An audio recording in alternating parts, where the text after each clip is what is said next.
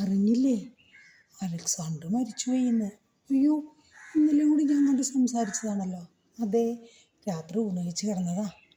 രാവിലെ എഴുന്നേൽക്കാതായപ്പോൾ വൈഫ് ചെയ്യാൻ നോക്കിയപ്പോൾ മരിച്ചു കിടക്കുന്നു. അയ്യോ, അപ്പം നമ്മുടെ രമണി, നമ്മുടെ കൂടെ പഠിച്ച രമണി സുഖമില്ലാണ്ട് ഹോസ്പിറ്റലായത് അറിഞ്ഞോ? ഇല്ലല്ലോ. രമണി ഇറ്റടിച്ചുകൊണ്ട് നിന്നതാ, പെട്ടെന്ന് തളർന്ന് കുഴഞ്ഞു വീണു. ഇപ്പോൾ കംപ്ലീറ്റ് കോമയില, ബോധവുമില്ല, ശരീരം മൊത്തം തളർന്നു. നമ്മുടെ കൂടെ പഠിച്ചവരെ പറ്റി ഈ പറയുന്നത്. നമ്മളെക്കുറിച്ച് ചിന്തിച്ചിട്ടുണ്ടോ ഇങ്ങനെ? നാളെ നമ്മളെയും ഇതുപോലെ പറയുന്ന അവസരം വരും. ചിന്തിച്ചിട്ടുണ്ടോ? ഇല്ല, ഒരിക്കലും ചിന്തിച്ചിട്ടുണ്ടാവില്ല. നമ്മൾ ചിന്തിക്കണം. ഒരു പ്രായം കഴിഞ്ഞ് കഴിഞ്ഞാൽ നമ്മളതിനെക്കുറിച്ച് ചിന്തിച്ചു തുടങ്ങണം. ഏത് സമയത്തും എങ്ങനെ നമ്മൾക്കും ആ ഒരു അവസരം വരും. ജനിച്ചാൽ മരിക്കുക എന്നൊരു കർമ്മമുണ്ടല്ലോ. അപ്പോൾ അത് എപ്പോൾ ഏത് രീതിയിൽ എങ്ങനെ ആണ് വരുന്നത് നമ്മളെ തേടി എന്ന് നമുക്കറിയില്ല. എല്ലാവരെയും പോലെ നമ്മളെയും ഒരു ദിവസം എന്തെങ്കിലും രീതിയിൽ നമ്മളെപ്പറ്റിയും ഇതുപോലെ പറയേണ്ട ഒരു അവസരം വരും. അപ്പോൾ ചോദിക്കും, അതിന് നമ്മളിപ്പോൾ എന്ത് ചെയ്യാൻ പറ്റും? ഒന്നും ചെയ്യാൻ പറ്റില്ല.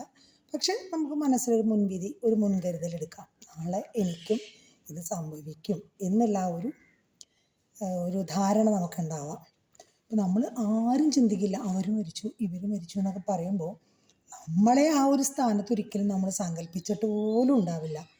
അല്ലെങ്കിൽ നമ്മുടെ വീട്ടിലൊരാൾക്ക് ഇങ്ങനെ ഒരു സംഭവം ഉണ്ടാവുമെന്ന് നമ്മൾ ഒരിക്കലും വിചാരിക്കില്ല. നമ്മൾക്ക് സ്വന്തമായി ഒരു അനുഭവം ഉണ്ടാവുന്നത് വരെ നമ്മളെക്കുറിച്ചോ നമ്മുടെ വേണ്ടപ്പെട്ടവരെ കുറിച്ചോ ഇങ്ങനൊരു കാര്യം വരും എന്ന് നമ്മൾ ചിന്തിക്കുന്നേയില്ല. അത് പ്രകൃതിയുടെ ഒരു നിയമം തന്നെയാണ്. ആരും അത് ചിന്തിക്കില്ല, അതങ്ങനെയാണ്. അപ്പോൾ നമുക്ക് എന്ത് ചെയ്യാൻ പറ്റും എന്നുള്ളതാണ്. നമുക്കൊന്നും ചെയ്യാൻ പറ്റില്ല കേട്ടോ, വരുന്ന സമയത്ത് അത് വന്നിരിക്കും. പക്ഷെ നമുക്ക് ചെയ്യാവുന്ന കുറേ കാര്യങ്ങളുണ്ട്.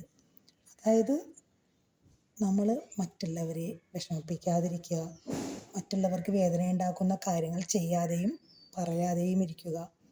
ഇനി പറ്റുന്ന തരത്തിൽ ചെറിയ ചെറിയ സഹായങ്ങൾ സന്തോഷത്തോടുകൂടി ചെയ്തു കൊടുക്കുക. ഇല്ല, ഇനി സഹായം ചെയ്യാൻ നമുക്ക് വഴിയില്ലേ, വേണ്ട, ഉപദ്രവിക്കാതിരിക്കുക.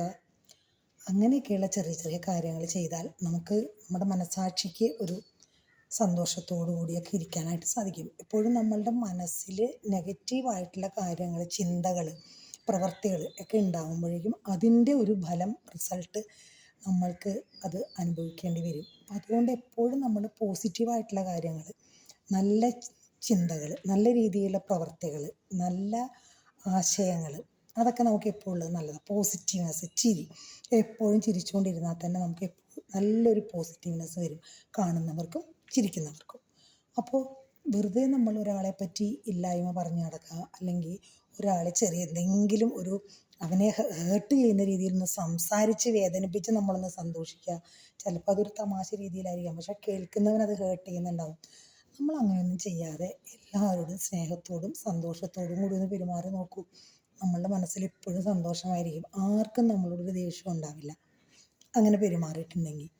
അതിനെക്കുറിച്ച് നിങ്ങൾ ചിന്തിച്ചിട്ടുണ്ടോ? അപ്പോൾ നമ്മൾ ജീവിച്ചിരിക്കുമ്പോൾ എല്ലാവരോടും സ്നേഹത്തോടും സന്തോഷത്തോടും കൂടി പെരുമാറിയാൽ നമ്മൾക്ക് എപ്പോഴും സന്തോഷത്തോടെ ഇരിക്കാൻ സാധിക്കും. അപ്പോൾ നമുക്ക് വരുന്ന അനുഭവങ്ങൾ കുറേയൊക്കെ സത്യം തന്നെയാണ്. നമ്മൾ ചെയ്യുന്ന പ്രവർത്തികൾ നമ്മൾ അനുഭവിക്കേണ്ടി വരും എന്ന് പറയുന്നത് കുറേയൊക്കെ സത്യം തന്നെയാണ്. ദുഷ്ടത്തരങ്ങളും അങ്ങനെയുള്ള കാര്യങ്ങളൊക്കെ ചെയ്യുന്നവർ ചിലവ് ബുദ്ധിമുട്ടുന്നത് കാണാറുണ്ട്. എന്നാൽ സൽപ്രവർത്തി ചെയ്യുന്നവർ അതുപോലെ തന്നെ പെട്ടെന്ന് അധികം ബുദ്ധിമുട്ടാകും. അപ്പോൾ ഞാനൊക്കെ എപ്പോഴും വിചാരിക്കുന്നത്, കിടന്ന് ബുദ്ധിമുട്ടാതെ അല്ലെങ്കിൽ ഒരുപാട് തീരെ വയ്യാതെ മറ്റുള്ളവർക്ക് ബുദ്ധിമുട്ട് നമുക്കും ബുദ്ധിമുട്ടാവുന്ന രീതിയിൽ ഈശ്വര കിടക്കാൻ ഇടവരുത്താതിരിക്കട്ടെ എന്നൊക്കെയാണ് ഞാൻ എപ്പോഴും ചിന്തിക്കുന്നത്. അങ്ങനെ വരണം എന്നില്ല, എങ്ങനെയാണെന്നുള്ളത് നമുക്കറിയില്ല. നാളെ നമ്മളെക്കുറിച്ചായിരിക്കും പറയാൻ പോകുന്നത്. അയ്യോ ഇത് കണ്ടില്ല, അത് ഇന്നലെ കണ്ടതാണത്, ഇപ്പോൾ ഇന്നാളില്ല.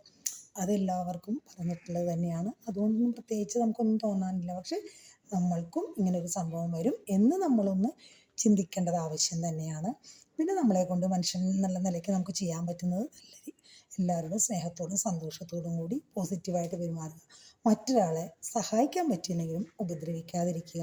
മറ്റൊരാളെ പറ്റി ഇല്ലാത്ത കാര്യങ്ങൾ, അപവാദങ്ങൾ പ്രചരിപ്പിക്കാതിരിക്കുക. ഒരാളൊരു നല്ല കാര്യം ചെയ്താൽ അത് നന്നായി എന്ന് നമ്മൾ അവരോട് പറയുക. ഒരു ചീത്ത കാര്യം അല്ലെങ്കിൽ ഒരു അബദ്ധം ഒരാൾക്ക് പറ്റിയാൽ നമ്മളത് എടുത്തെടുത്ത് പറഞ്ഞ് അയാളെ ഒന്ന് ഹേർട്ട് ചെയ്യും.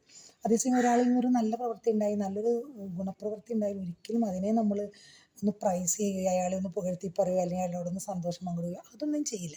മനുഷ്യൻ അങ്ങനെയുള്ളൊരു അധികം മനുഷ്യരും അങ്ങനെ തന്നെയാണ്. പോസിറ്റീവ്നെസ് വളരെ കുറവാണ്. നെഗറ്റീവ്സ് മാത്രമുള്ള ഒരുപാട് ആളുകളുണ്ട്. എങ്ങനെയെങ്കിലും എന്ത് കാര്യത്തിലും നെഗറ്റീവ് കണ്ടുപിടിച്ച് നെഗറ്റീവിലൂടെ അവർക്ക് അതൊരു സാറ്റിസ്ഫാക്ഷനാണ്. പക്ഷെ അതൊരു നല്ല കാര്യമല്ല. ഇന്നല്ലെങ്കിൽ നാളെ നമ്മൾ അതിനൊരു മറുപടി കൊടുക്കേണ്ടി വരും എന്നാണ് എൻ്റെ ഒരു പക്ഷം. നമ്മൾക്ക് ഈശ്വരനെ മറ്റുള്ളവരെ ബോധിപ്പിക്കാൻ വേണ്ടി പലരും പല അഭിനയങ്ങളൊക്കെ ചെയ്യുമെങ്കിലും നമ്മുടെ ഉള്ളിലൊരു മനസാക്ഷിയുണ്ട്. ആ മനസാക്ഷിയെ നമ്മൾ ബോധിപ്പിക്കുക. അതെല്ലാം കണ്ടുകൊണ്ട് അതിൻ്റെ അറിവോടുകൂടിയാണ് നമ്മളെല്ലാം മനസാക്ഷി എന്ന് പറയുന്നത് ഒരു ഈശ്വരൻ തന്നെ. നമ്മുടെ ഉള്ളിലുള്ളൊരു ഈശ്വരൻ, ആ ഈശ്വരൻ ഇതെല്ലാം കണ്ടും കേട്ടിരിക്കുന്നു. അപ്പോൾ ആ മനസാക്ഷിക്ക് ബോധിപ്പിച്ചുകൊണ്ട് വേണം നമ്മൾ എന്തും ചെയ്യാൻ. കേട്ടല്ലോ.